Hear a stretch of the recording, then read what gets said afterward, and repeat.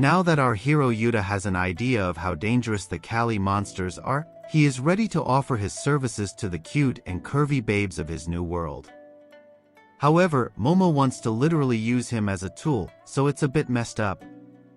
Anyway, it's time for the team to set out on their new mission, and then we shift to Uda checking out some of the weapons in the artillery. There are lots of options for him to choose from, but the main problem is that all of them are mostly ancient, and most likely would not be any good in battle. Our hero laments that the skills of metal crafting have been lost in this world, but that's probably because all of its residents are women. However, Uda also takes note of the fact that the women of this world only live till the age of 20, so it's not likely for them to pass on any skills to the next generation. Also, with such an age bracket, the main men who would love to come here would be Drake or Leonardo DiCaprio. Now, Uda reminds himself that he will need to defeat the god of deep jealousy because that is the only way for him to free the girls of the curse that makes them pass away so early. In any case, Uda does not have a lot of information on this god, so he'll have to keep his eyes and ears wide open during today's scouting.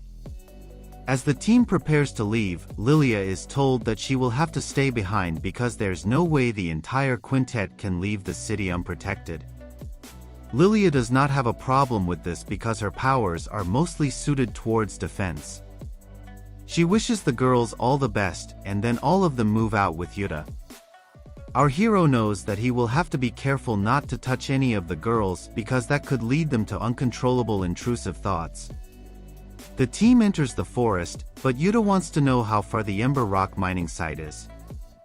Misaki says that if all goes well, then everyone will be able to make it back to the castle before it's time for dinner. Going one way takes roughly half a day, so our hero is looking at a full day's worth of walking. He asks Misaki if they have packed any lunch, but he is told that nobody is carrying any food. They are to eat whatever they find on the way, which is less than ideal.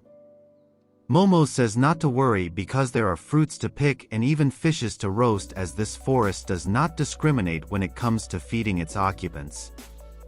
At the same time, if any of these people let their guard down, they will become instant meals for monsters as well. Suddenly Lumi draws her sword, so Uda asks her why she is doing this. That is when the entire team notices a massive monster that has suddenly appeared in front of them from the river. Uda is shocked by this beast's appearance and wants to know how such a thing can even exist. However, Misaki's mouth starts to drool and she says that the monster looks delicious, which is most definitely a questionable statement. Suddenly, the massive monster drops its head onto the soil, and this makes the girls alert. They tell Uda that this is a giga salamander which emits a poisonous fog when it comes to the land. On top of that, the fog is also used to double up as a smoke screen. Just as they say this, the giga salamander unleashes its fog, which makes the girls panic. They don't know how to tackle this mess, but Uda has an idea. He tells Misaki to run upwind, and even though the monster chases them, it is not that fast on land, so they are able to escape. Eventually, Misaki and Uda reach safety, but they seem to have gotten separated from the other three girls. Our hero is a bit worried, but Misaki says that they will all meet at the same destination. The duo now moves along the river and Uda decides to make small talk. He asks Misaki if she is the leader of the quintet, and this surprises her. Our hero says that she does act as sort of a leader to the other girls, but she maintains that they have never chosen any leader as such. She is just there to make sure things are held together, but Uda knows that if there were to be an election, then Misaki's votes would outnumber Trump and Harris combined. Now, Misaki asks Uda which country he comes from, so he tells her that he's from Japan. Misaki wants to know more about it, but our hero can only say that it's definitely not on this planet. Misaki says that she has heard rumors about such things happening every now and then, but this is her first time actually meeting someone who is from another world. That fact that this person is a man only makes things more interesting for her. Uda now drops a massive bomb on Misaki, telling her that the place where he's from, men are not at all rare. As a matter of fact, half of humanity comprises of men back in his world, which is something that Misaki finds very hard to believe. She says that such a world must be terrifying, but this sounds more like an insult than concern. Uda asks her why she is saying this, and she explains that she is feeling uncomfortable even now simply because she is next to a man. After all, Uda can only remind Misaki of the Cali monster who took her sister's life. Gauging from her reaction, our hero feels that Misaki won't have any intrusive thoughts even if he were to touch her, so he is safe from shady activities for now. Uda tells Misaki that he's feeling a bit hungry now, and she says it's a good thing because their lunch has just appeared in the form of some werewolf monsters. They look deadly, but our hero is more concerned over the fact that he and Misaki are going to eat their flesh. She asks Uda if he knows how to fight, which comes across as an odd question to him. Misaki explains that every monster in this world has a weak point, and for the werewolf monsters, it's their Adam's apple. She adds that if Uda strikes the Adam's apple, then he can finish off the monsters in one strike, but it will not leave behind any meat. This is why he should either aim for the head or the heart, but our hero goes on to destroy a werewolf by directly slashing its Adam's apple. This causes the werewolf to disappear, and Misaki gets shocked by what she has just seen.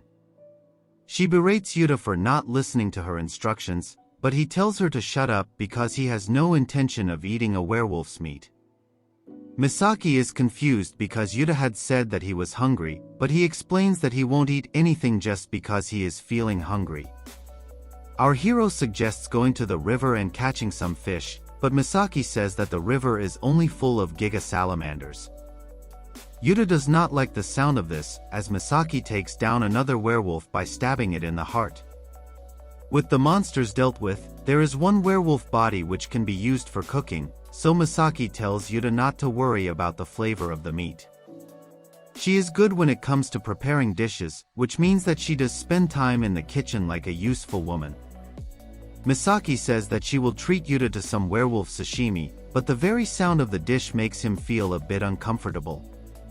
Misaki opens up the werewolf's insides, and it looks horrible to Uda, so he can't take it anymore. He destroys this body as well by slashing the Adam's apple, but Misaki does not understand why our hero has just taken away their one chance to eat something. He simply says that what she was doing was not cooking, but rather an autopsy. Misaki gets upset and complains that the meat is actually good, and there was no need to do what Uda did. She adds that she really wanted to treat Uda to something good because he came from another world, which shows a different side to her. Our hero realizes that he may have made the wrong judgment simply by looking at the appearance of the meat. Misaki turns her head and says that this is why she hates men, which in this case is a fair reaction. Uda apologizes for being so brash, and he promises to eat the next werewolf they run into. All of a sudden, Misaki lights up and says that she will definitely treat Uda. This is the first time our hero has seen Misaki smile, and he realizes that she is actually very cute when she is not being so serious. He comments that Misaki does seem to be the reliable kind, and the best part is that she is 18, which makes her the same age as him while also keeping her safe from Drake. Now, Misaki prepares her knives and says that werewolf meat is delicious, especially when it is eaten raw. There is no need to argue about the meat anymore, so Uda decides it's time for them to move on and head for the mines. However, as he says this, our hero slips on the moss on one of the rocks and falls into the river. Misaki is a bit confused, and she asks him what he is doing, but he says that he's a city kid, so he is not used to the paths of the forest. He doesn't look very heroic now, so Misaki gives him a hand and pulls him out of the water. However, this does something to her and she lets go of him immediately, thus making Uda look like a fool twice. He gets upset and asks Misaki why she let his hand go, but then he realizes that he had forgotten something very important. Since Misaki has touched him, her kitty water elixir is now overflowing and she is being overcome by intrusive thoughts. Our hero does not seem too bothered by this, because he knows that he will have to mate with Misaki eventually to save her life. Uda gets out of the water and stands in front of Misaki, who is going through a lot of feelings right now. She can't understand what is happening to her curvy body, as she has never really experienced such a thing before in her life. Of course, this is simply because she has touched a man, and it leads her to want to engage in shady activities. Uda is watching her, so she tries her best to control her fingers, but there's only so much you can do to counter intrusive thoughts as powerful as these. Misaki gives into the wet side and starts to feel good, but she is aware that Uda is watching, which makes the whole thing very embarrassing to her. Misaki knows that she can't be doing such things, but her have a mind of their own. Misaki pleads with Uda not to watch her in this sensitive situation, and it becomes really tough for her. However, our hero is now more giga than the salamander they just ran away from. He calmly looks at Misaki and tells her that while she's at it, they might as well save her life. He instructs her to make it easy for his elephant to meet her kitty, but she tells him not to mock her like this. After all, he is the reason she is feeling this way, so she continues to say that she hates males. Uda says that he is fine with doing shady things only if Misaki is fine with it as well, but she worries about what may happen to her. Even so, she can't help the feeling of wanting to mate, so when Uda tells her to get up and leave with him for the mines, she is hesitant. Misaki says that she can never allow herself to have feelings for a male, and Uda casually agrees with her, after which he tells her they must leave now. However, she remains confused, so Uda gives her a demo of the Tongue Twister 3000. He then tells Misaki that he knows she wants to mate, but she argues that it is absolutely not the case. Misaki continues to blush, so Uda tells her there is no need to keep up appearances in front of him. After all, since she is feeling so shady, it won't be a problem to prepare her body for our hero. What follows is a range of unspeakable acts, and Misaki can't help herself at all. Uda tells her to admit that she desperately wants with him, and then he mocks her desires. He wants Misaki to beg him for his elephant, and she is about to say it as well, but then she stops herself.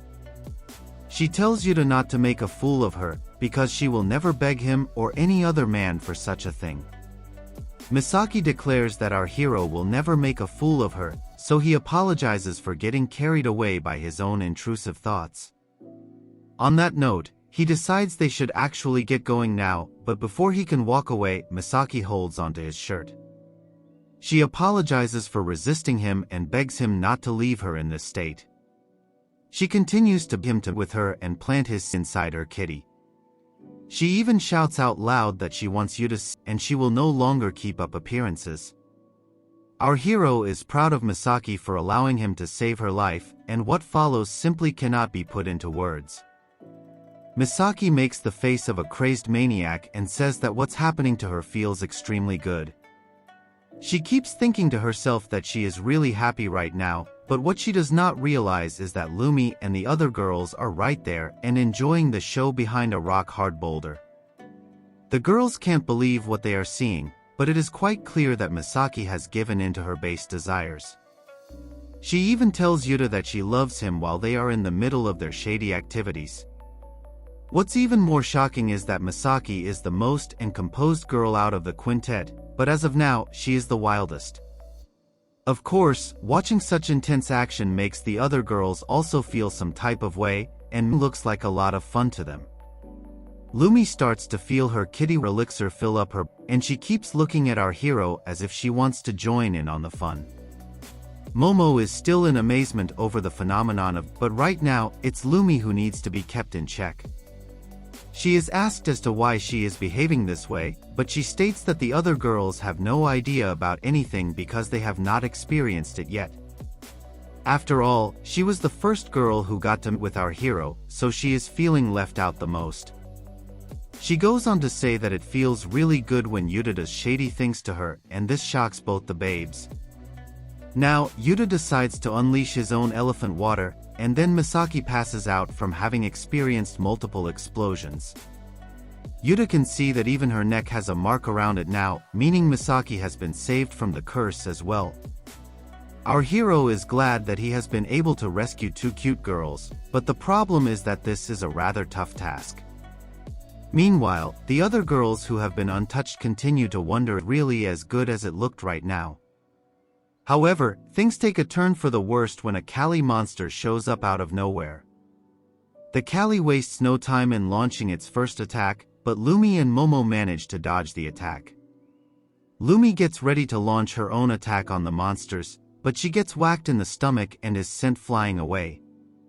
As Lumi crashes to the ground, Momo tries to counter these beasts with her own strength. She is able to put up something of a fight, but laments that it was really careless of the girls to have gotten so engrossed with the act. She tries to knee the Cali monster, but this doesn't really do anything to it. Instead, the beast opens its mouth and reveals a weird worm creature that springs out of it. The Cali monster now tries to put this work into Momo's mouth, which is disgusting even from a Diddy angle. Lumi worries for Momo and calls out to her out of concern, but luckily for her, a sword passes through the Cali monster and its tongue. Someone seems to have stabbed the monster from behind, and this is all it takes for it to vanish into thin air. As expected, the person who just saved Momo is none other than Uda himself. He does not have a shirt on, but still apologizes to the girls for taking so much time to put his pants back on. Anyway, now that he's here, our hero tells the girls to fall back and relax, because he will do all the fighting now. He tells them that the quintet has always had to fight for the others because there were only girls in this world. However, now that a man has appeared, it's time for him to show the women how it's really done. Uda strikes a very heroic pose and tells the quintet girls that he will protect them from now on. Lumi and the others can't believe what they are hearing, and it looks like Uda has managed to rizz them up without even relying on the power of his touch. As he prepares to fight the Cali monsters, Uda can see that they have paused in front of him. It does not take long for them to start acting weird again, and they let out the word Byra once again in excessively loud fashion. On that note, the Cali monsters turn around and walk away while screaming the same word over and over again. The girls can't believe that the Cali monsters are actually walking away due to the mere presence of a man in front of them. It's the first time they are witnessing such a sight, but the most disappointed person right now is none other than Uda himself. He did not expect the monsters to turn their backs on him so easily, and now he is feeling very embarrassed because he struck a very heroic pose for nothing. Momo apologizes to Uda for being so unaware of the Cali monsters and letting them sneak up behind them. Our hero calls her out by saying this was only because they wanted to continue watching him with Misaki. As he says this, Misaki also shows up in her clothes while still trying to recover from all the unspeakable acts she had performed with her new lover boy. Misaki goes on to hold our hero's arm and tells him that she loves him with passion. The one person who's super shocked by this is none other than Lumi because she was the first of our hero. She demands Misaki to explain what she is doing and saying, but she answers that such a thing can't be helped anymore. After all, the moment her body became one with Uda's, she realized that she is just meat who has been brought to this world to with our hero. Of course, this is a bit too extreme even by Andrew Tate standards, but Misaki maintains that she will continue to be next to Uda at all times. This is because she needs to be ready for whenever her master would like to with her. As expected, Lumi is not having any of this, and she tells Misaki that she is being ridiculous. After all, she is the one who believes herself to be Uda's true mate, but the other girls are not too interested in this competition, so they walk away from the scene. Now, it's time to get back to the main mission at hand, which is to reach the mine, and the team eventually does manage to make it there. Of course, Uda is a bit confused, because the opening to the cave is quite massive. This is where ember rocks get mined, and it's really hot in the area, as pointed out by Uda.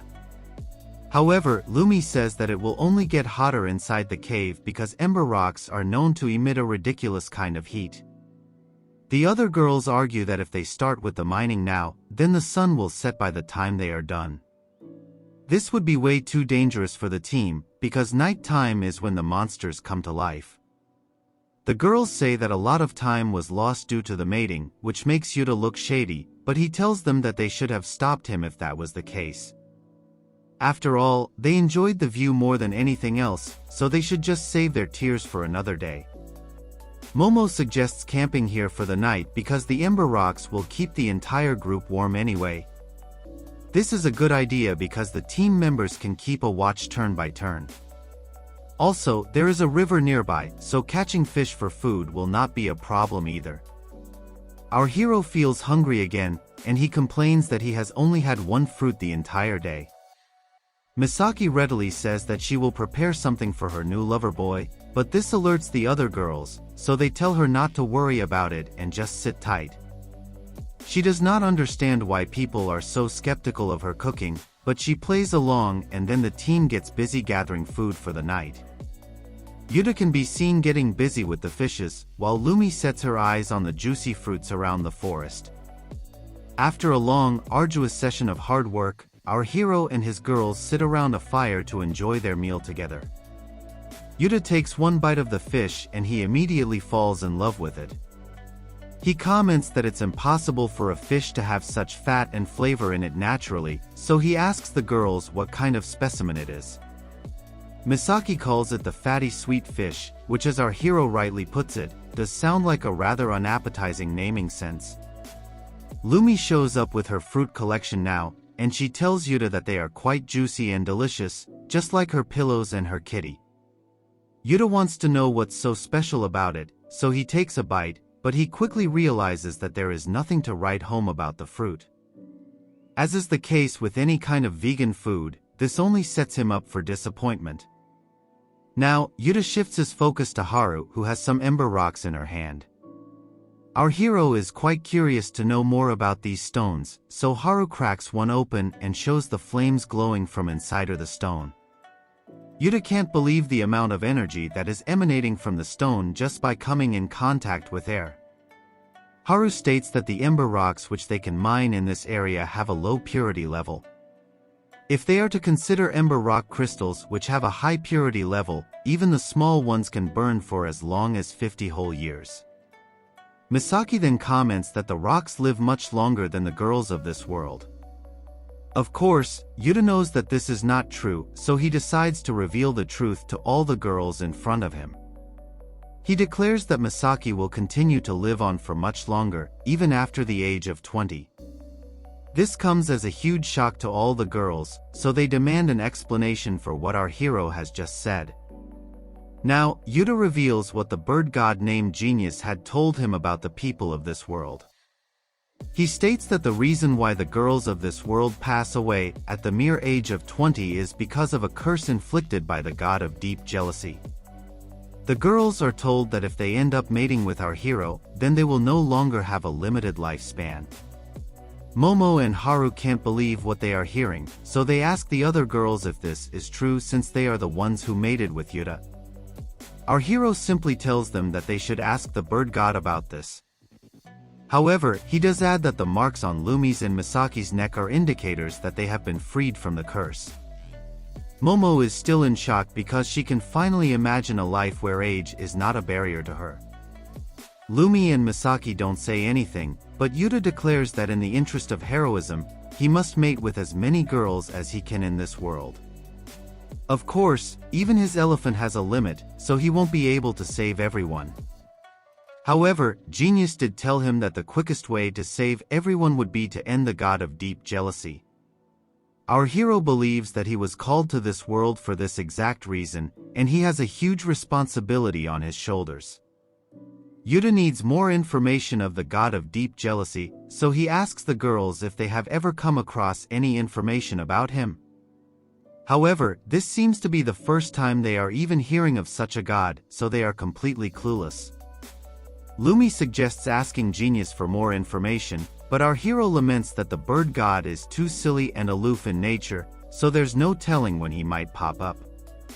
He asks if there is any fixed method of finding Genius, so Lumi explains that there is a shrine for the bird god near the city of Meath. If Uda is to wait for a few days over there, then he will most definitely be able to meet Genius. Our hero has no other choice but to follow this tactic now, but then Genius randomly shows up once again in typical bird fashion. Uda comments that the bird god is indeed whimsical, but Genius says that he needs to keep up with his daily hustle. Now, when it comes to the god of deep jealousy, even Genius does not seem to know a lot, but there is a shrine in the city of Lilu which worships this god, so our hero might be able to find answers there. The girls discuss the city of Lilu amongst themselves, and Uda asks them if it is far from here. Lumi explains that Lilu is indeed far, but they will be able to reach it by foot within 3 days. Momo now asks Genius if it is true that they will be freed from the curse if they with Uda, to which the bird god replies with confirmation. Genius seems to have a third leg, and that is not a dirty joke, but rather the truth. He then explains that he is a god who is bound to this land, so he can't really travel around the world like Daft Punk. His experience may be limited, but then he turns to Uda and tells him that he is quite different. As long as he has the will to do it, he will be able to travel anywhere he wishes, and that too on his feet, not via Taylor Swift's private jets. Since our hero has boundless potential, the bird god tells him that he is leaving everything in his hands, after which he vanishes again like Houdini. Now, the team is left to themselves again, and it's time to sleep. Misaki says that she will stay on watch duty while everyone else sleeps, because she feels like her mating wildness was the cause for their inability to make it back home on time. Uda says that if the mating was the cause, then he is also to blame since he let out way too many intrusive thoughts. He offers to take turns while sleeping between himself and Misaki, which sounds fair to Momo. Time passes by as everyone sleeps, and then Uda wakes up to keep a watch. He feels that he has slept way too long, but that's only natural after he put in all the work during his shady activities with Misaki. He goes to her and says it's time to switch places, which makes her relieved that even she can rest after losing so much kitty water elixir today. Now, Misaki is feeling a bit shy as she tries to talk to Uda about something important.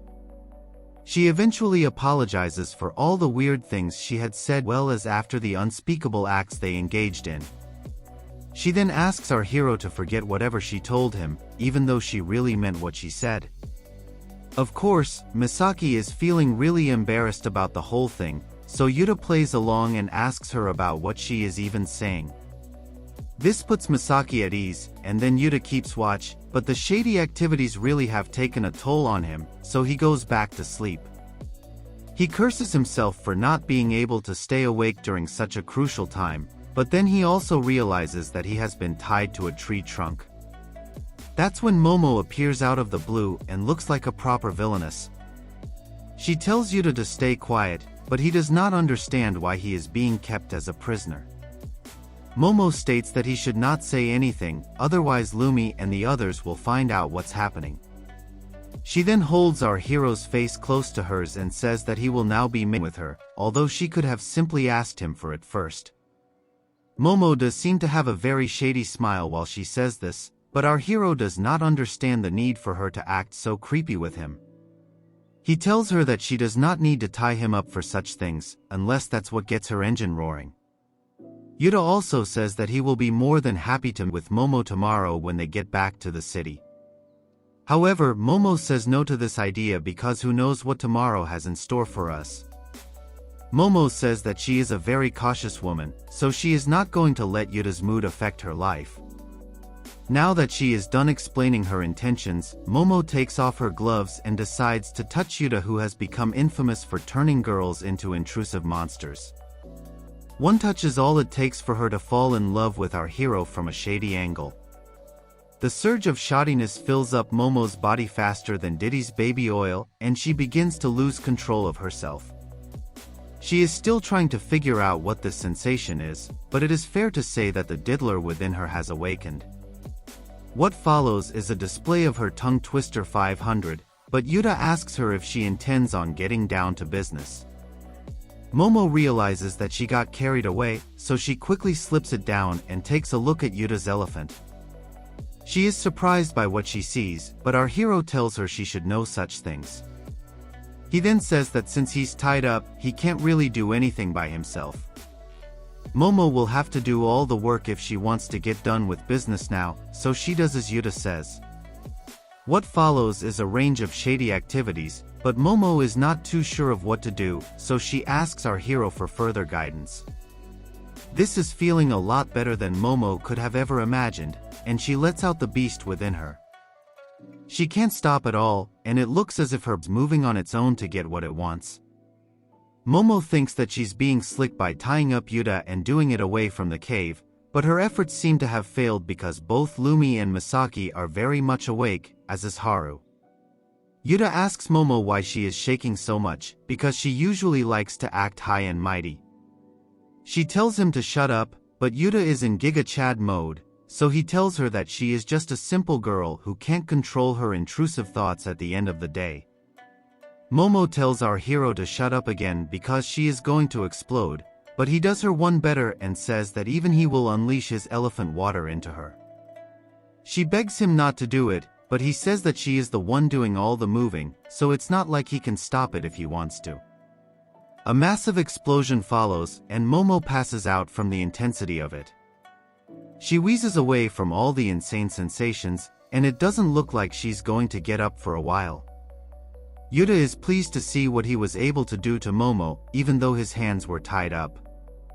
This actually made things easier for our hero, so he could probably get used to such things.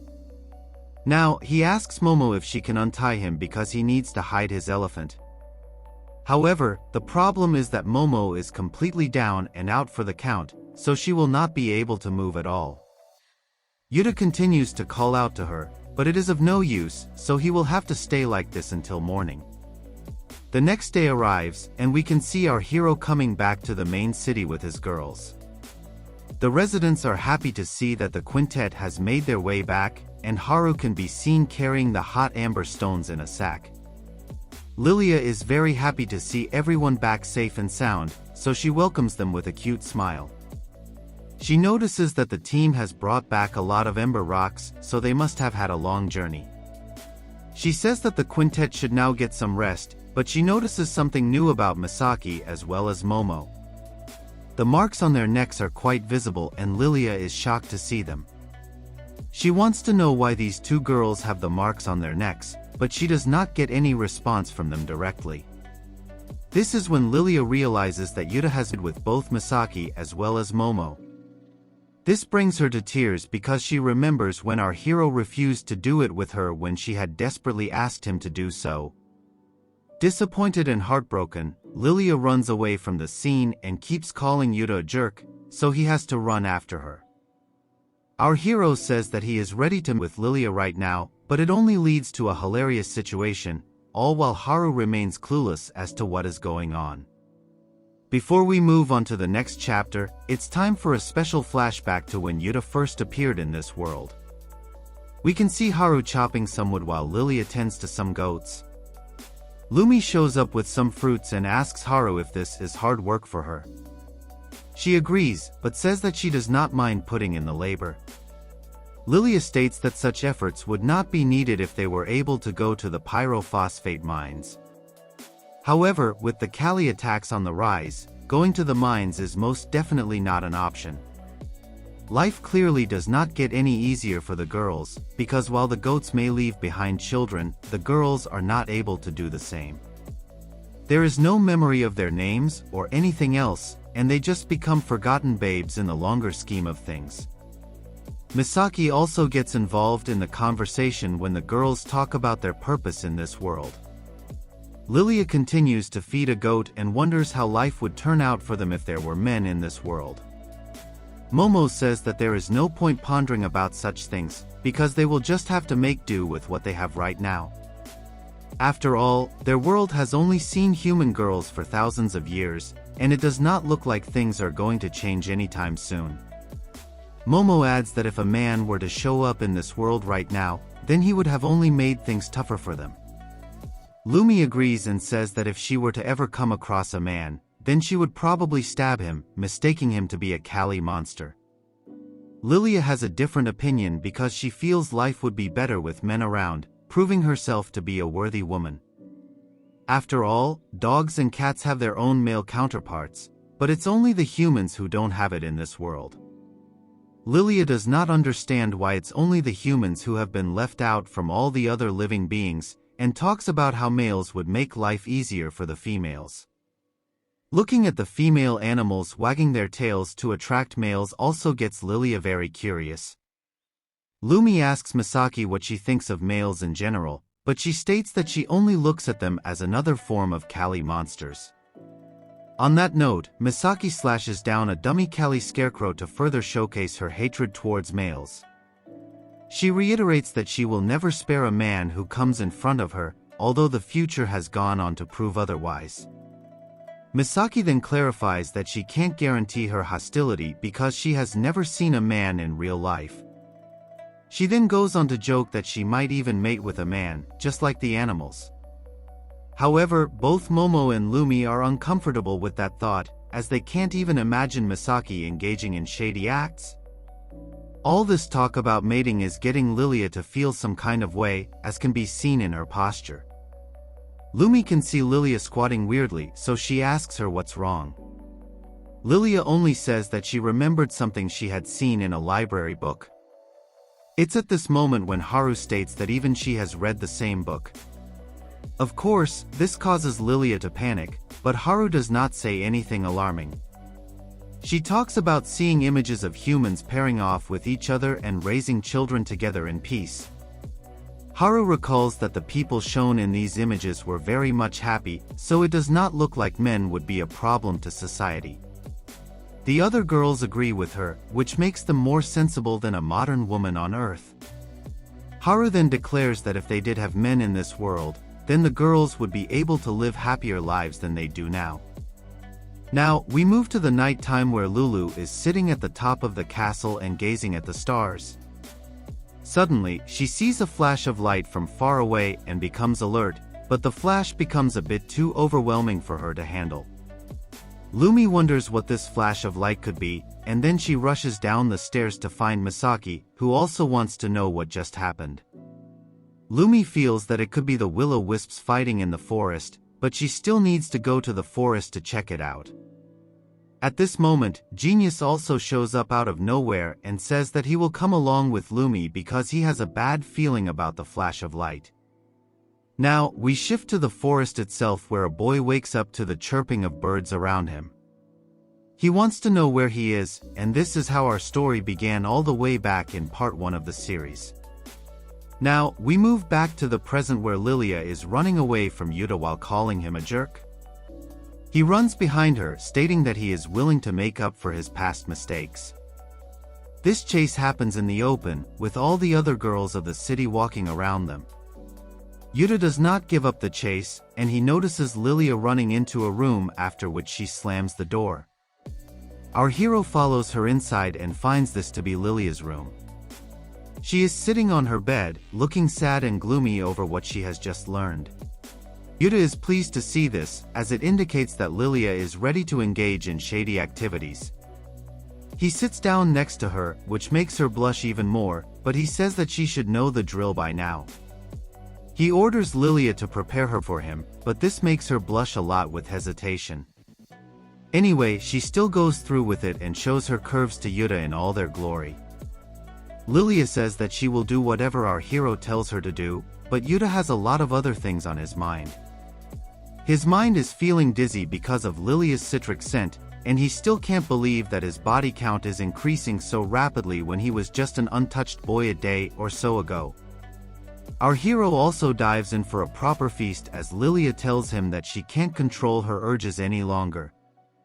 She continues to beg Uda for his elephant, so he asks her how desperate she is for this. Lilia reveals that solo missions don't work for her anymore, so she needs her master to with her, otherwise she will pass away. The fact about Lilia passing away if she doesn't mate is true, so our hero understands why she is being so keen on this.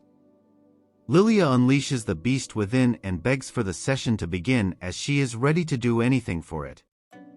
She finally gets what she wants, and as expected, it's the best feeling she's ever had in her life. What happens after this is probably the dirtiest session we have ever seen on Comic Guzzlers, and then Lilia drops down after the biggest explosion of her life. Uda is also tired, and he congratulates Lilia on finally losing her innocence. She can only talk about how amazing it felt, and she continues to wheeze so that she can recover. Lilia also states that since she now knows the true feeling of mating, she will never be able to think of anything else again for the rest of her life. Our hero teases Lilia, but this seems to work her up again, so she asks if they can go for another round, which is quite impressive considering she was barely gasping for breath after round 1. The problem is that not much can be done by an elephant with a soft trunk, and this makes Lilia upset. She wants to know what can be done to get our hero ready for round 2, so he says he needs to be brought into a mood. Lilia is confused, so Uda tells her to make a shady pose for him. This makes her blush, but if she wants to get the elephant, then she will need to at least strike the leopardess pose. Lilia tries her best, but the pose is mid at best because it mostly depends on soft. She gets angry, so Uda tells her to think of some poses herself. Lilia tries something extra shady, so our hero scolds her for not understanding the true meaning of allure. However, his elephant does awaken, and he has to explain that he has a teenage boy's body, so he will obviously respond to a cute girl's kitty. This gives Lilia an idea, so she asks if she can unleash her tongue twister 4000 on Uda. No man in his right mind will ever say no to such a request, so he lets her have it. This seems to be doing the trick for our hero because the way Lilia unleashes this attack can completely envelop him. She does not know what she is doing with her, but it's deep, so that's all that matters. Lilia wants some elephant water, so she pulls out all the stops and upgrades to the tongue twister 8000 in order to get it. She eventually succeeds and relishes the taste of the elephant water. Lilia wants seconds, but Uda doesn't think that will be possible at all. However, he does have the body of a teenage boy, so if it's not possible now, then it will never be possible. As these unspeakable acts continue behind closed doors, we can see Lumi, Misaki, Momo, and Haru all standing outside and listening to the couple, so it's getting hard for them to control themselves. Haru obviously doesn't get this, so she tells the girls to just go inside and make it a party, but they say that it would not be fair to Lilia. Momo asks Haru why she hasn't mated with Uda yet because she is the closest to losing her life to the curse. She simply says that she refuses to do such a thing. She explains that if the only way out is to become intrusive beasts like the other girls, then she will happily give her life away, although this just sounds like a cranky feminist spewing nonsense. Suddenly, Uda becomes a bit confused because there is no mark on Lilia's neck. Our hero worries that the curse may not have been lifted from her, but then he remembers Genius telling him that mating will surely save the girls from the curse. However, the bird god did not say anything about the neck mark, so it may not be relevant to the curse at all. However, Genius did admit to not knowing much about the curse himself, so Uda is very confused right now. Lilia simply says that they'll continue until the mark shows up because she does not care about living. She only wants to mate with Uda forever, which makes him blush. It's quite an achievement to make a Giga Chad blush, so Uda asks Lilia why she is only interested in mating and not romance. However, before the conversation can move further, the bell rings, which means that it's time to change shifts for town watching. Haru decides to keep watch for now and bids the other girls farewell, but after she leaves, Misaki can see that there are drops of kitty water elixir that have fallen from Haru as well. Misaki does not understand why Haru is trying to be so high and mighty, but there's no point worrying about such things. Haru is now seen keeping a watch on the town while the night sky gazes upon her. Suddenly, Uda shows up and offers to keep watch over the city, but Haru tells him it's none of his business as he is not a resident of the city. Our hero ignores her attitude and sits next to her, stating she doesn't need to be so cold. Now, he talks to her about moon breaking, which is the code name for passing away from the curse. Haru is the closest to moon breaking because she only has half a year left, whereas the others have already mated and saved their lives. Uda asks Haru if she wants to, but she refuses once again because she is still being stubborn about not becoming a shady beast like the other girls. She then tells Uda to leave, and he does so because there's no point wasting time with such a snob. After all, he doesn't care for Haru's attitude because he will surely end the god of deep jealousy within half a year. He then tells her that he will depart for the city of Lilu tomorrow.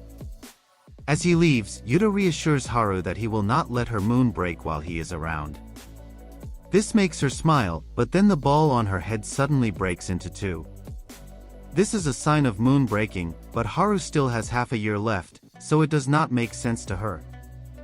Now that the moon breaking has begun, Haru can only watch on as her body begins to glow, indicating that her end is near. She falls to the ground, but there is something that she needs to do, so she calls out to Uda immediately. Our hero rushes to the scene, wanting to know what Haru has to say to him, but he is shocked to see her in her current state. Not knowing what to do, he asks Haru to stay with him, but she says that her moon breaking is happening now. Our hero can't believe what he is seeing, and Haru states that it has come quite early for her. Uda panics, so he calls out to the other girls to come here and help him out. Of course, there is nothing that they can do either, so they simply gather around Haru to offer her some comfort. Misaki holds Haru's hand and comments that while it may be common for moon breaking to happen a bit earlier or later, it is quite rare to see it happen half a year in advance. Uda wants to know what can be done, but Momo says that there is nothing to do about moon breaking. Our hero does not want to just stand there and watch Haru disintegrate, so he wonders if he will be able to save her by now. As he is considering it, Haru tells him that she knows what he is thinking. However, she does not want to live with shame, so she asks him not to do it. Uda can't understand the logic behind this, but then again, if Haru is not keen on mating, then he can't really force it on her. Now, Misaki decides to pray for Haru and offers her a blessing, but Uda can't get over the fact that the girls have accepted an end for their comrade so easily. He seems to be getting a bit too emotional, so the girls tell him to relax.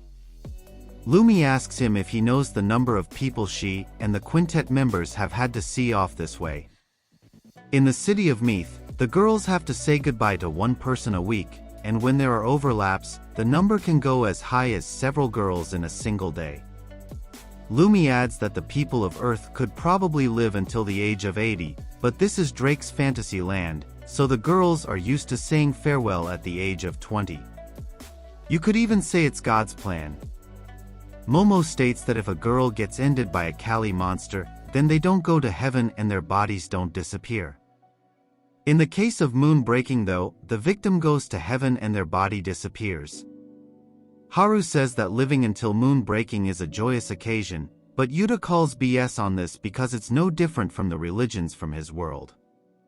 This is all a way to make herself feel better, because if Momo had believed in this, then she would not have rushed to mate with Uda the way she did. However, telling the truth may only cause further panic, so our hero decides not to say anything out loud.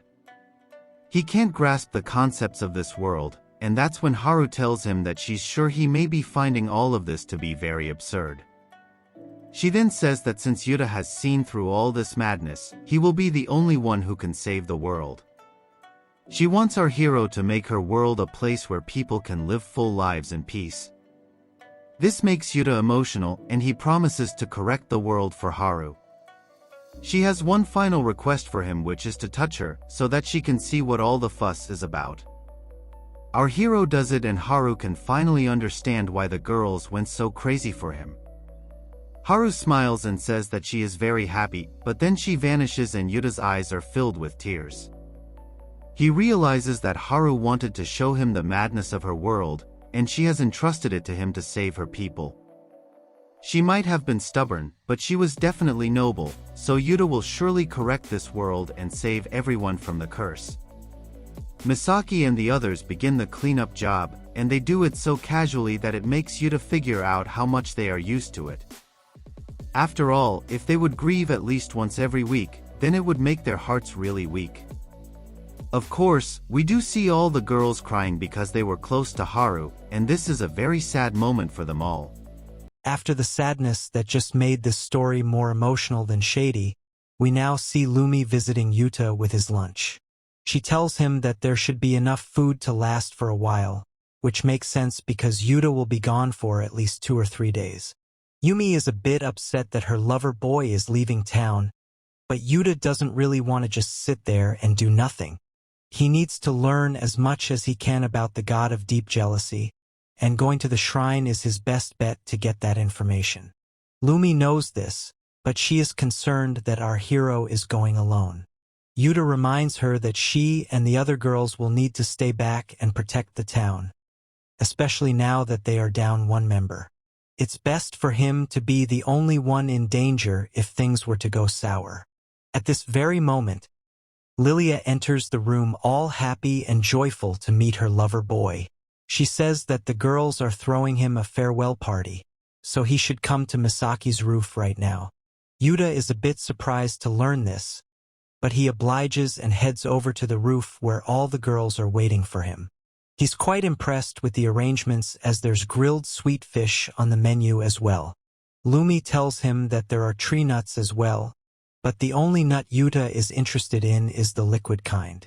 Now, Misaki tells our hero that she would very much prefer it if he stayed with the girls in town. However, she's aware that Yuta is pretty much set in his ways on going to the shrine, and he explains that there's only so much his elephant can do to save girls via mating. After all, he's not like Kurosaki from Astro King who has an unlimited supply of nut cream. Uda will not be satisfied until he saves all the girls of this world and removes the curse that made things so messed up in the first place. Momo is a bit surprised that Yuta is not considering the obvious danger over here. He is going up against a god whom nobody has ever heard of in over 3,000 years. However, our hero is not too bothered on that front because nothing seems to be able to handle his presence as a man, not even the Cali monsters.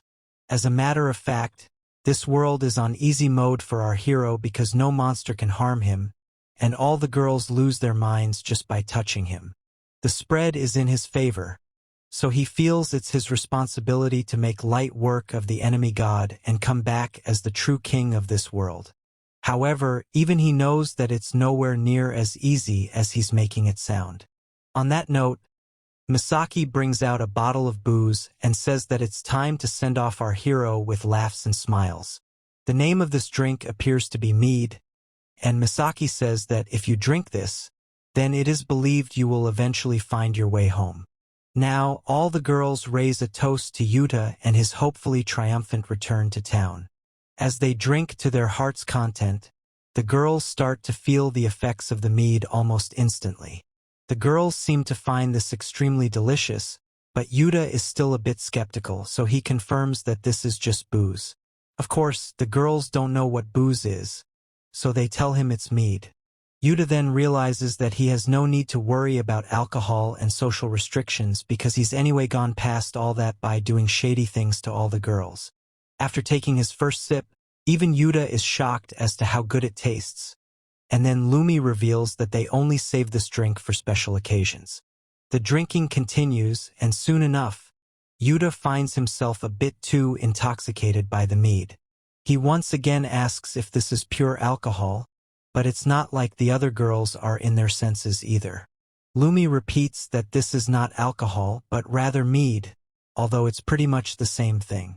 Now, Lilia smacks our hero's head with the bottle and tells him that it's not even over yet.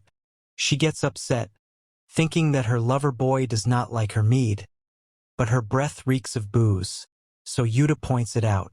The madness continues, but then Yuta takes a look at Misaki, who is crying over his departure. She tells him that she does not want him to leave at all, and then she starts crying like a rowdy drunk. Our hero realizes what's going on, but before he can offer any consolation to Misaki, Lumi approaches him from behind, but not to peg him. Instead, she holds a knife to his neck and asks him which of the girls he prefers the most. She will not accept a delayed response, which makes Yuta wonder how effective this mead really is. Lilia joins in on this, and both the girls argue over who Yuta likes better. Of course, our hero is in no mood to discuss this, and it leads to a rather hilarious situation. Emotions run high, and then Misaki decides to just step in and lock lips with her lover boy, rather than arguing with the other girls. She tells him that she was brought into this world for the sole purpose of mating with her lover boy, and even goes on to declare that Uda does not need to be in love with her. This is extreme submission and a lot more than any pick-me girl would normally do. Misaki goes on to say a lot of shady things, so Uda tells her to stop drinking before all her intrusive thoughts erupt out of nowhere. He tells Misaki that she will be pretty embarrassed after sobering up, so she should watch what she says. Momo adds to this by saying Yuda's only redeeming quality is that he is a man, but we all know she's just trying to act tough. She finishes her drink and compares our hero to mating machine, after which she says it's time to get shady. Of course, Uda does not appreciate being treated like a living turkey baster, but it's too late to escape the clutches of the shady girls now.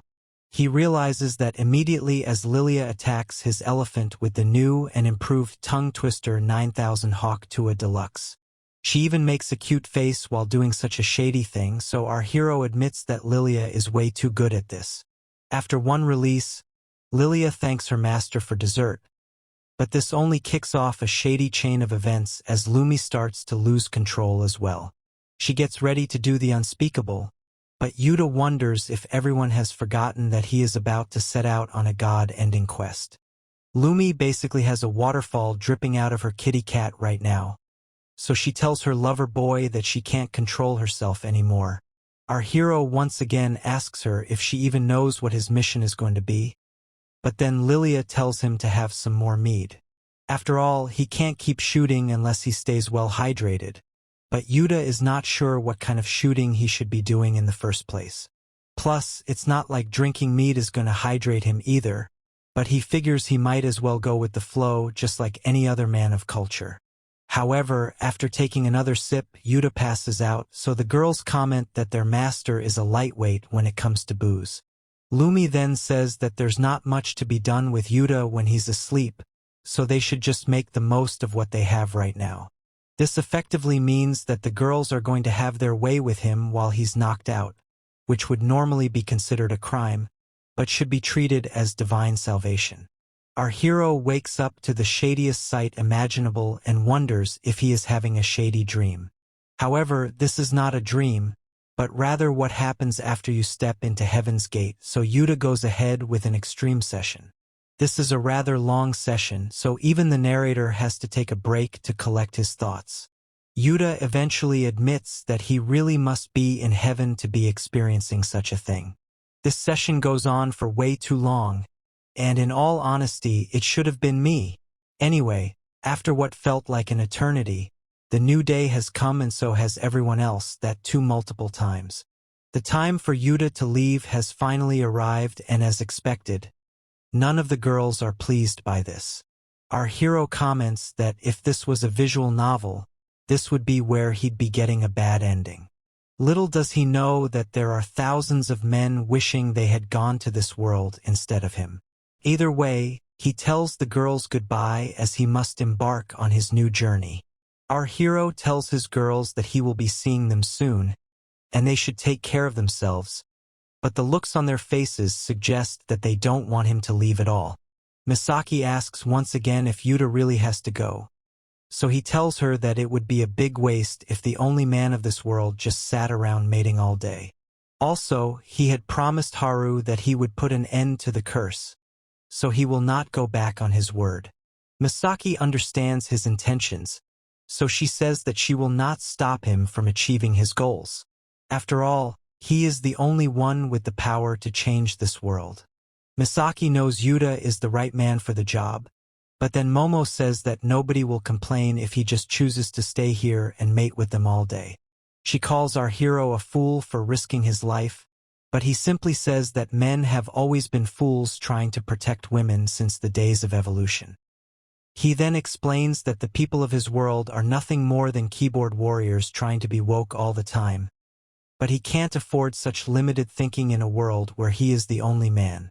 After all, it has always been a man's job to protect women. Otherwise, the human race would have never survived for as long as it has.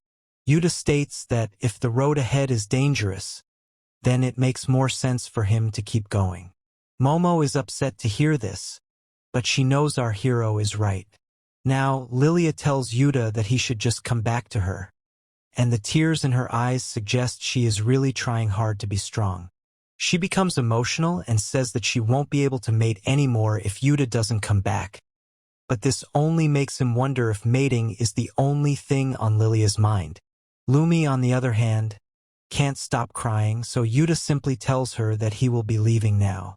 She tells him that he has to make it back, no matter what, but her emotions seem to get the better of her. Lumi cries aggressively and apologizes for making this so dramatic for Uda, but then she drops to the floor and continues crying her lungs out. She tells Uda to leave, but Misaki can't just stand there and watch this. Lumi, on the other hand, can't stop crying, so Uda simply tells her that he will be leaving now. She tells him that he has to make it back, no matter what. Misaki telling Lumi to go with Uda is a pretty strange thing, as this would reduce the quintet down to just 3 girls, being Misaki, Lilia, and Momo. However, Misaki says that our hero is not at all familiar with the territory over here, so it would be safer if Lumi could guide him through the whole thing. Uda agrees with her logic, but is not too sure if leaving the girls one fighter short is the best thing to do. Misaki says that will not be a problem for her at all, as she has already made the call for 2 more guardian soldiers from the castle. She is confident that the measure will be approved soon, so there is no need to worry for Uda or Lumi. Momo looks at Misaki and asks her why she had requested for 2 guards instead of 1. But she says that she had anticipated sending one of them with Uda. Lumi still can't believe it, so she asks her leader if it is really okay for her to go. Misaki tells her that Uda is irreplaceable as the only person who can change and save this world for a better future. This means Lumi will have to do everything in her power to protect him, even if it means having to sacrifice her life. She asks Lumi if she is prepared to do such a thing, and this makes her eyes light up. Seeing this is more than enough for Misaki, so she officially entrusts our hero's safety to Lumi, although Momo does seem to be a bit suspicious about the whole thing. Now, Uda leaves with Lumi, but he reminds his girls that this is not goodbye forever, as he will surely return for them without fail. He officially bids farewell to his harem girls with Lumi for company, and it does look like the other 3 girls are going to miss their lover boy and his elephant. Both parties wave at each other in an extended sequence to highlight the emotions at play, but eventually, the gate is shut and they get separated. Now that Uda has finally left, we see Lilia, who breaks down into tears over his departure.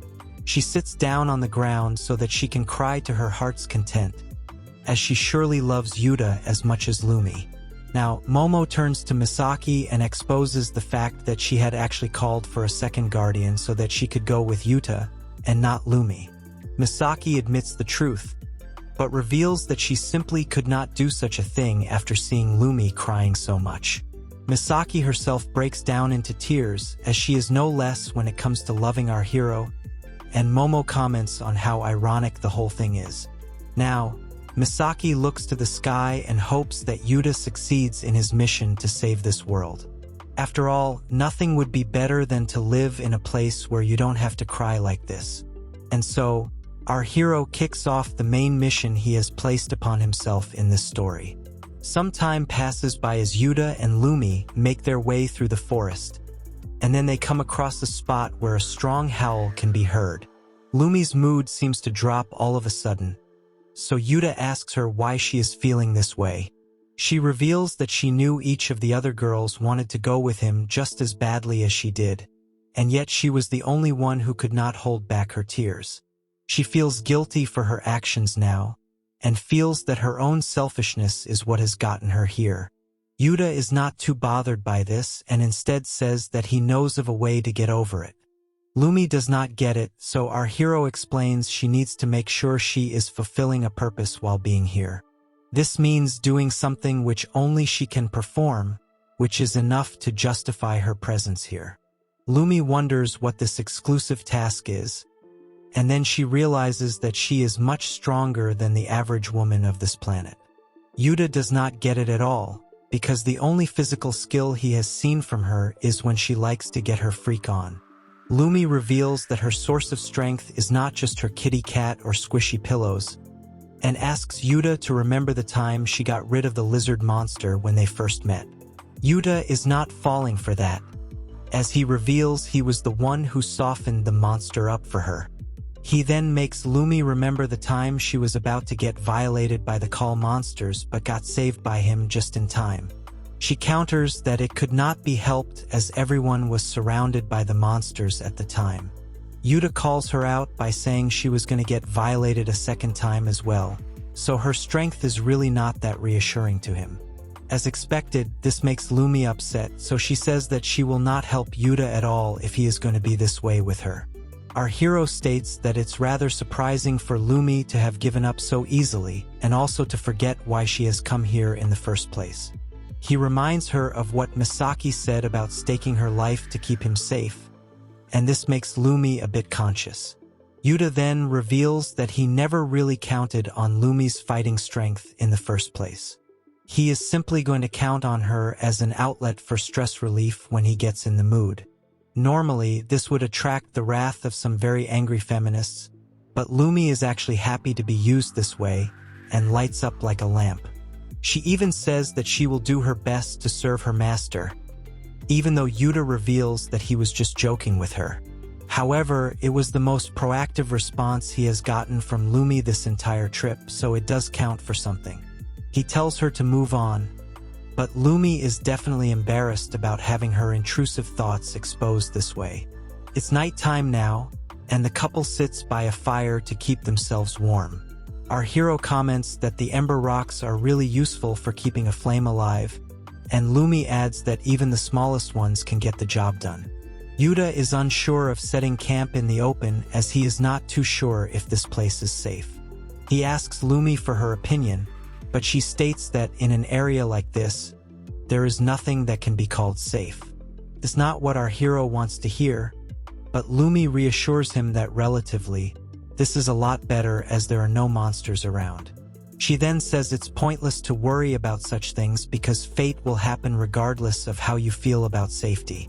Our hero tells us that he had simply assumed there would be a safe spot in the outdoors, but he now figures he is just used to living without fear. He comments on how humans generally have such blind faith in their abilities that they would even find someone to blame if there was a natural disaster. That is not the case in this world, though, where bad luck is more than enough for you to lose your life. He finds it hard to believe that it is Lumi of all people who has been chosen to be his guide through this difficult journey. It does beat traveling alone, so Uda does not have any complaints. The couple gets done with their meal, so Uda asks if they should go to sleep now. For some reason, this surprises Lumi because it's a bit too early for her. Our hero wants to know what's on her mind, so she reveals that since they're done eating, there could be some other things for them to do. Uda is a man of culture like the viewers of Comic Guzzlers, so he knows very well what Lumi is trying to hint at, so he teases her by saying she was the one who claimed that she hated him earlier. Lumi blushes completely and says he's misinterpreting what she had said at the time. She then says that she wasn't going to ask to mate with our hero or anything like that, although the look on her face tells a completely different story. She then says that she will stay up and keep watch so that Uda can go to sleep first. She will switch with him later, and our hero has no problem with that at all. He goes off to sleep and some time passes by in the night, but it's not too long before Lumi's intrusive thoughts take over her body. Uda can smell a rich, fruity scent, which can only mean one thing in this world. It turns out that Lumi is secreting a waterfall, and she is using the tongue twister 9000 on her master's elephant. From the look on her face, she clearly seems to be having a good time, although performing such acts on someone who is sleeping would put you in the same category as Diddy. Of course, our hero is a total Giga Chad, so he is not affected by this at all. As a matter of fact, he had actually expected Lumi to start nibbling on his nuts and playing with his trunk. He decides to let it happen while also enjoying the view of the starlit sky. Some would even say that Yuta is experiencing heaven. It should have been them instead of him. Eventually, Uda decides to let out his elephant water so that Lumi can get a taste, and she gulps it down like boba tea. She finds it delicious and comments on how she was finally able to taste it despite having been a part of several group sessions with the other girls. Uda still can't believe that Lumi finds his elephant water to be so delicious, so he wonders if the women of this world have taste buds that simply work that way. Of course, it makes life a whole lot better for men like him, because only a fool would try to avoid this kind of lifestyle. Our hero pretends to be asleep, so Lumi is glad he did not find out about her turning into the diddler. She actually takes it to a whole other level by saying she can proceed to mate with Uda if he is still asleep. This is the kind of stuff that would make it to the Epstein list, so our hero decides he'd rather not have Lumi turn into a predator. He yawns to suggest he is waking up, but she is not able to adjust herself in time. Uda finds her right in front of his face, so Lumi explains that he should not be sleeping with his shirt open, as he can catch a cold this way. Of course, a guilty candidate will reveal everything right off the bat, and Lumi starts to act suspicious by outright telling Uda she wasn't trying to mate with him. That's the first sign of guilt, and it does not matter if Lumi says she doesn't care about Uda's elephant. Our hero actually doesn't mind Lumi getting her freak on with him, and he does not understand why he is letting her panic so much over it. He then tells her that she can go ahead and violate him as he is fully refreshed, which confuses Lumi for a second. We can only assume what unspeakable acts followed after this, and then we shift to the next day where the couple has come across yet another giant path on the way to their destination. Uda laments that there is no other way to navigate around this planet other than walking. After all, he was a commuter kid back in Japan, and walking for 3 days straight will be a bit too much for him. Lumi says that if they're lucky, they will find a unicorn to ride, but they're not exactly a common sight around here. She then offers to carry her lover boy, who is actually quite light, judging from his frame. However, Uda reminds her that she will turn into a living water fountain if she does so much as even touch him. He does not want her legs turning to jelly, but Lumi only gets more upset over hearing such teases. Suddenly, the joking is cut short when the ground around them starts to shake in aggressive fashion. Our hero does not know what is going on, so he asks Lumi if she knows how to get out of this mess. Instead, she just says that they have run into a new load of bad luck.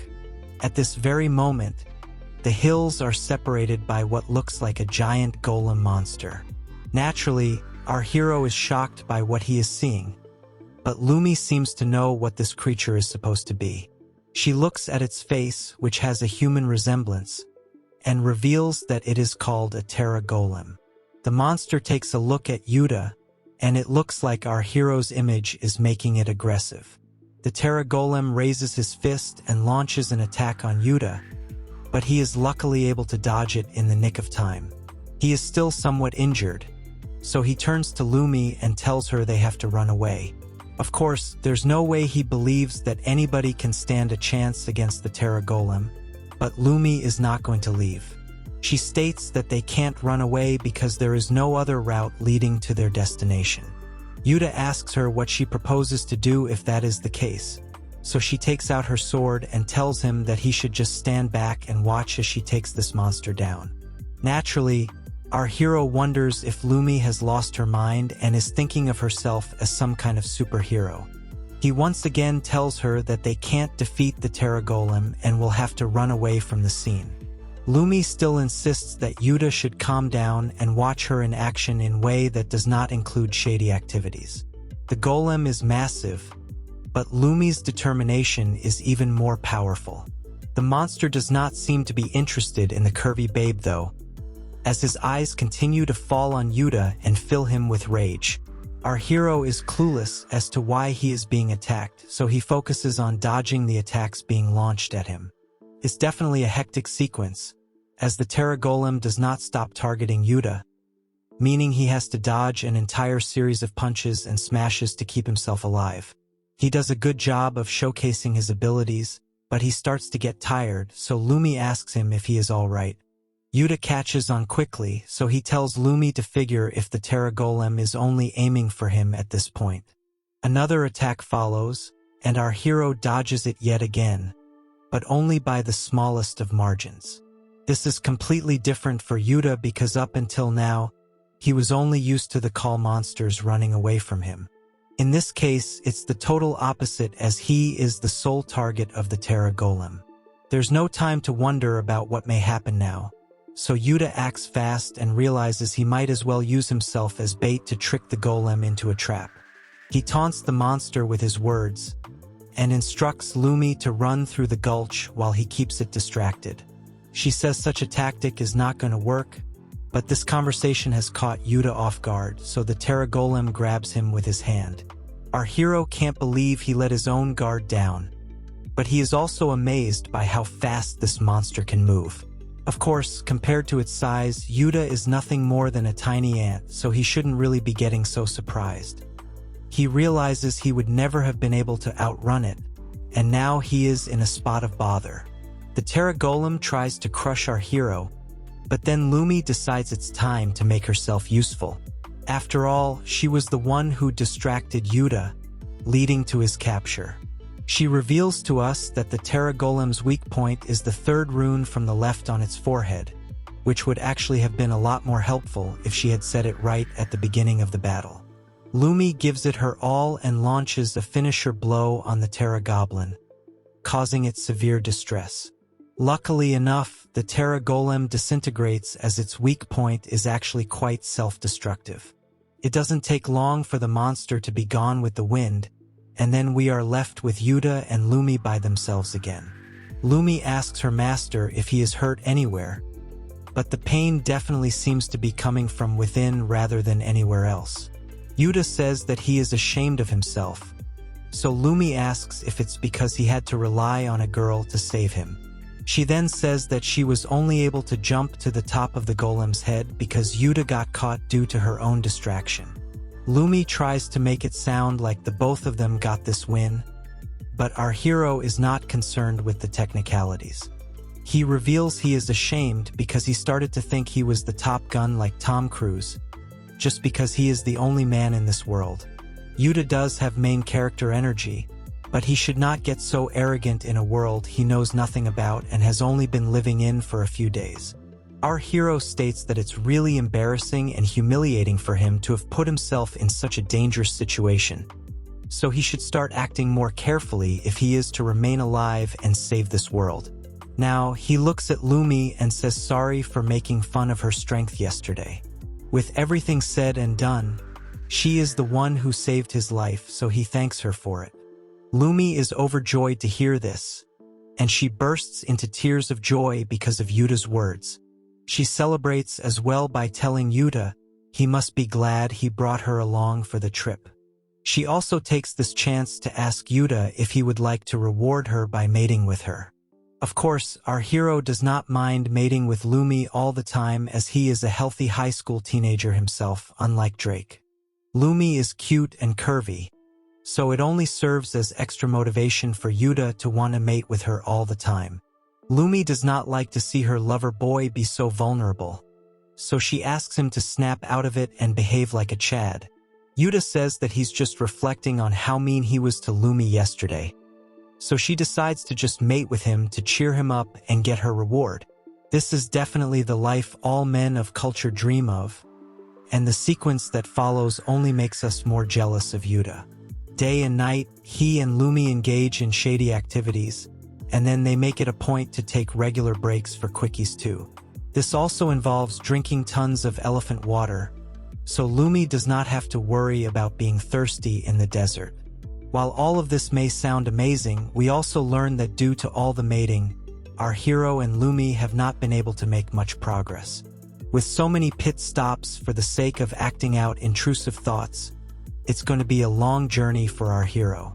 Lumi is actually in the mood again just by talking about it, so Uda complies, but tells her she is the one who needs to put in the work this time. However, Before they can continue with their debauchery, the couple notices a unicorn in front of them. This couldn't be better timing, so Lumi celebrates and rushes to the unicorn, hoping that it will let her and Uda ride it in a family-friendly manner. Lumi tells us that unicorns are supposed to be super gentle, so she goes up to it and asks if it can take them to Leil.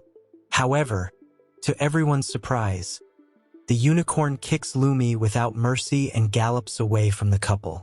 Lumi can't believe this and wonders why the unicorn behaved this way around her. She has never seen anything like it before, but Uda seems to have an answer. He reveals that unicorns are actually the type to prefer innocent and untouched girls as per the lore.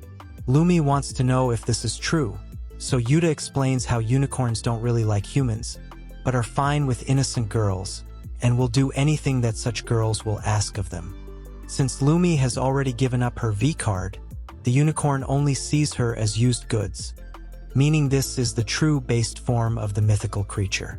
Lumi still can't believe why unicorns would care about such a thing, especially when they used to be so nice to her back when she was untouched. All of a sudden, something else arrives to the scene, and it happens to be a bicorn, meaning a horse with two horns. Lumi prepares her sword and warns Uda that these beasts are supposed to be really mean to humans. However, Uda seems to have understood how these creatures work, so he doesn't panic at all as the bicorn comes to Lumi. Turns out that it actually likes her and snuggles close to her body. Lumi is clueless once again as to why this is happening, so Uda tells her that bicorns are more or less the opposite symbol of unicorns. Rather than innocent girls, they prefer shady girls with intrusive thoughts.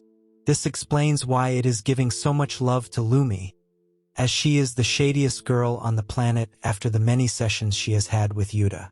She gets emotional and hugs the bicorn for finally acting like a gentleman around her. She then asks Uda how he has information about these things, so he reveals that his dad used to play all kinds of fantasy games. One such game was a tabletop RPG, which he made Uda play with him ever since he was a kid. Of course, none of this would have made any sense to Lumi, but we get it. Anyway, the focus is that the couple has a ride now, so they both get on top of the bicorn and head towards their destination. The creature is a lot faster than Uda had expected, so he asks Lumi to make it slow down. However, she herself is keen to make it before sundown, so she continues with the racing. It doesn't take long for her and Uda to finally make it to Leil, and she happily shows the sight to her lover boy. Now, we move to a rather amazing view, but only if you are below a certain height. A little child is talking about being hungry, but she is told to stop with her complaining. The woman who possesses this amazing view says that their friends should be back from fishing soon, so the child can eat once they arrive.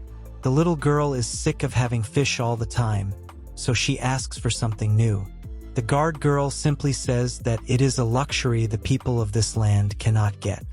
She adds that they will change stations soon, so the little girl will just have to hold out until then. The girl is upset and says that nobody ever shows up here, regardless of who is keeping watch, and the guard girl agrees with her, but maintains that she still has to do her duty. The guard girl, whose name is revealed to be Tia, says that it is their job to keep a watch on the outside so that they can protect the folks of the city from any danger. The little girl gets it, but she adds that Tia always takes things very seriously. Suddenly, Tia notices something odd and points out that something has just shown up. It turns out to be none other than Uda and Lumi on the bicorn galloping towards the gate. The little girl is amazed by this, and asks if the bicorn is some kind of guardian unicorn. Tia knows what it actually is, so she asks the little girl to take a closer look. They realize that the horse is actually a bicorn, which should be impossible due to its aggressive nature with innocent girls. The little girl can't believe it, as there is no way anyone can ride a bicorn in this world. Tia acts fast and hops off the watchtower to land just like a superhero. She looks up to see who has arrived, and is rather surprised to see Lumi on top of the horse. Both the girls seem to know each other, as they call out their respective names as well. Tia is surprised to see her, but it's actually more of a shocker to her. Of course, Tia has a very neutral look on her face, so Lumi jokes she doesn't look like it at all. Tia asks Lumi how she is riding a bicorn, but she can't reveal the truth, so she only says that it's a very nice horse. Tia can't believe it, so she has to see for herself and pushes her hand towards the bicorn. Of course, the guard girl still hasn't lost her V card, so the bicorn reacts aggressively towards her. Surprisingly, Tia's expression remains the same despite being flustered. She then turns to Lumi and asks her how exactly this bicorn is nice and friendly. Lumi has to play dumb and simply acts surprised that the horse is exhibiting such wild behavior. Our hero, on the other hand, has realized that Tia is a peachy fruit who is ripe for the picking. Tia then turns to Yuta and asks who he is, so he replies with his name, but in his normal manly voice. Lumi has to remind him that he can't reveal his true identity yet, and then she pushes him to eat the voice-changing candy. Tia reveals that she is the guardian posted here, but our hero is only interested in her choice of minimal clothing. Anyway, he reveals that he is from the town of Mize and mentions that he and Lumi have come here to learn about something important. Tia says that they can hear about it once the two of them have settled in, but it's hard not to lay eyes on that curvy body of hers with her choice, or rather lack of attire. Lumi hugs the bicorn once again and thanks him for his help, so Tia is tempted to check if it is still friendly towards her. She puts her hand out once again, but it is of no use as the horse reacts aggressively towards her once again.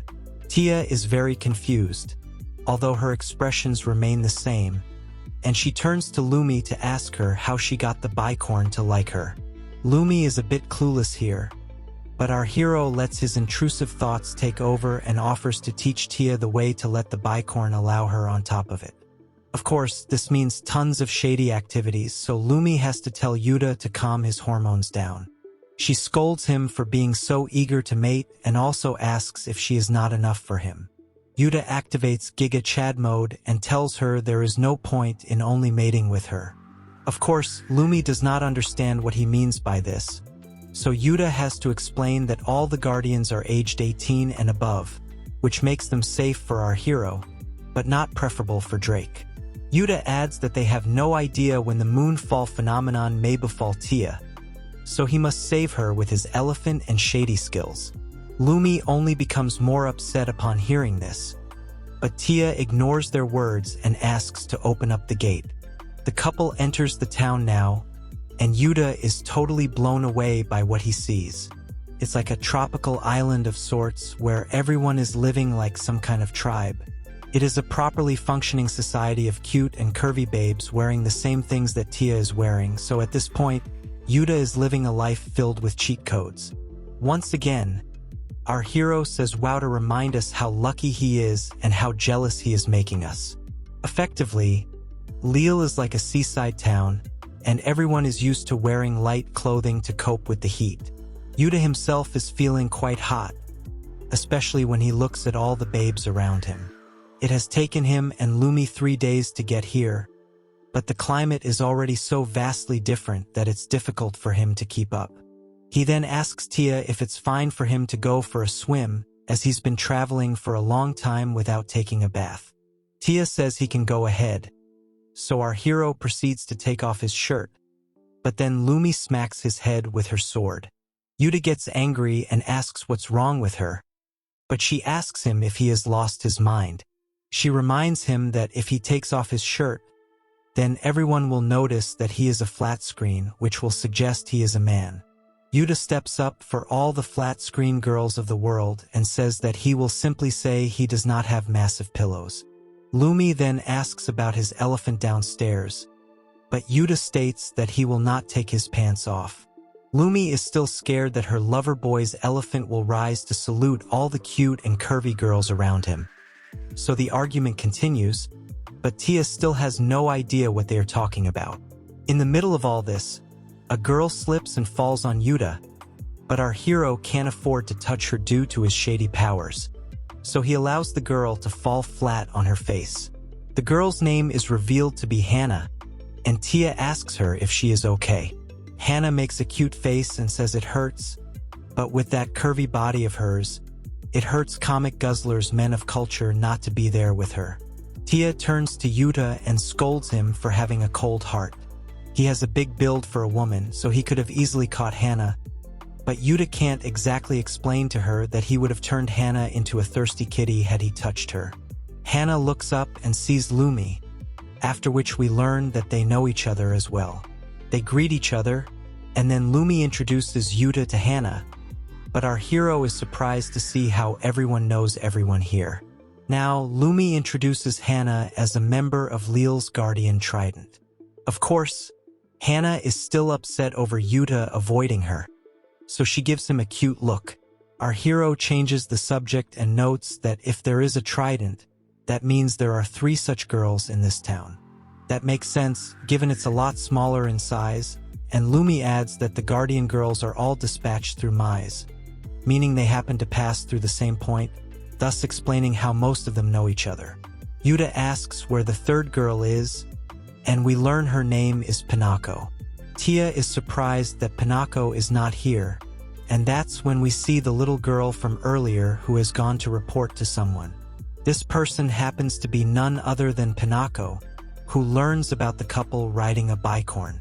The little girl looks a bit concerned as she explains the situation to Pinako, but the guardian girl seems to be very calm about the whole thing. She also shocks us all by stating a man has finally arrived into this world. If this is the case, she needs to inform the god of jealousy immediately, implying that she is going to play a big role moving forward. Now, we shift to Uda and the girls who are just chilling by the beach as if they are in Ibiza. Our hero is the most relaxed he's ever been as this place feels truly divine to him. He says that all he would need right now is a nice, cold drink, but sadly there are no refrigerators in this place. Uda mocks the primitive folks of this land, but Lumi has no idea what he is talking about. Now, Uda takes a look at Lumi, who is dressed in a rather alluring outfit.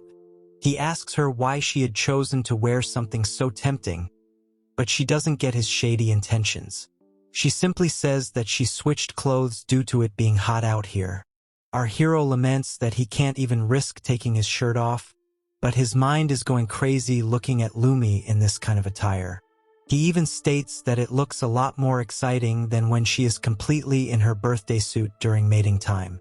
Seeing Lumi like this awakens the evolved version of Uda's intrusive thoughts, making him want to ravage her even more and bury himself inside her pillows.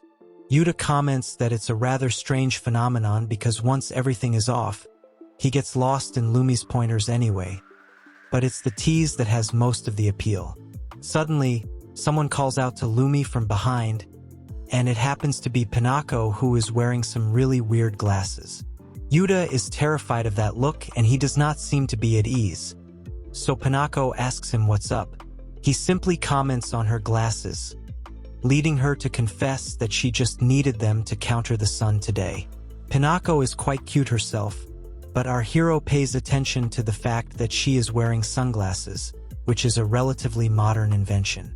Anyway, our hero reveals his name to her and states that he has come from Mize. But once he makes his introduction, Pinako seems to pause for a second. Our hero notices this and finds it weird, but Pinako quickly gathers herself and sits down to chat with the girls as if nothing just happened. What exactly does Pinako have to do with the god of deep jealousy? And will Yuta really be able to control himself around super babes like Tia and Hannah? Will Lumi even allow him to get freaky while she is around?